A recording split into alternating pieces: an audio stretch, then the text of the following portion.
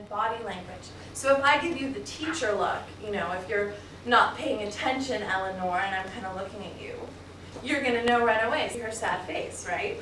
But they might honestly be oblivious to this, and we should not take that personally as teachers, but find other ways to communicate. Some have hypersensitivity to stimuli that others might not notice. So for instance, I can hear humming from the vents here. Not a big issue for me while I'm giving my presentation. But a student with autism will have a really hard time focusing. This could be really hard for them to pay attention. It could annoy them, they might act out. Even harsh smells, like I might smell a little bit like cigarettes right now, but other people might not notice from where you're sitting.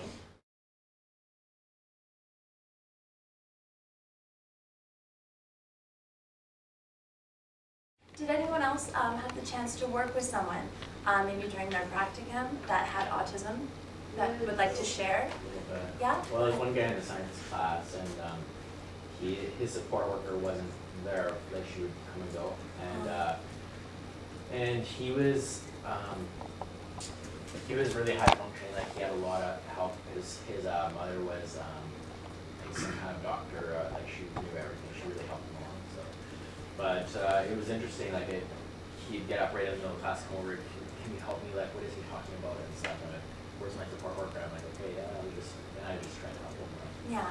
Did other people find that? I know when I was in my practicum, there were support teachers near them that would get up and leave, maybe not at the most opportune times. Did anyone else find that? Yeah. I didn't see any support workers in my classes, but there was one student who he would be working, and then as soon as he decided he was done, there was no way you could refocus him back on his project. So I found that like having more maybe sketchbook like things to do, like lots and lots of tasks that he could work through, because he could not, like there was no getting him back to anything once he decided it was all over. Right, so maybe a good way to involve them, we're all art teacher wannabes here, so maybe having shorter projects for them, say the rest of the class is having kind of a really involved, maybe 3-week project. This one student could have it broken up and keep checking that work to see that maybe they're on task. Does anyone else have any maybe suggestions, either for the art room or even just classroom management in general, that maybe I haven't mentioned?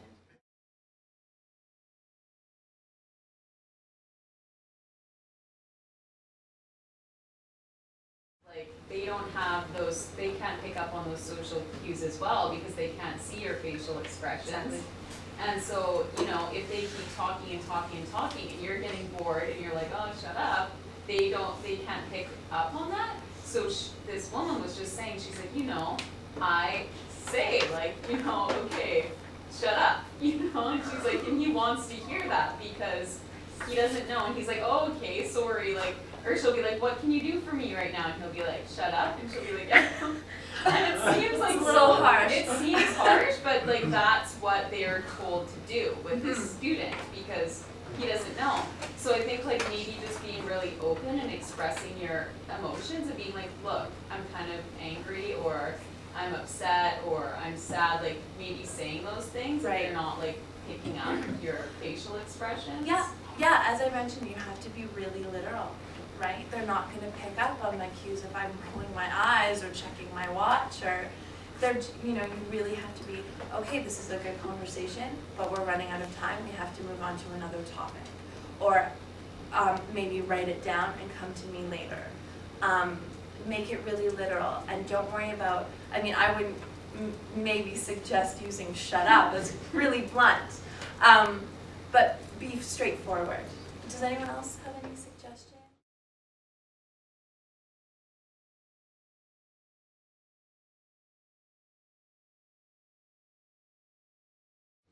Right. Does anyone think that, oh yeah, go ahead. And I also had my sponsor teacher during class. There was actually a table for kids with like little disabilities, like ADHD. And there was one kid kid who was a little odd. She calls it labeled, but he wasn't really, he didn't really have a label on him, but he was a little odd. So what she did was she actually placed him in that table and got the aide to help him out, and that really actually worked for him, because otherwise she had to give him like full attention kind of thing. Ooh, I don't know. Yeah. Yeah, Like see, that. in your No. opinion, is it more beneficial for them to sort of be separated from the rest of the group? No, because it was actually,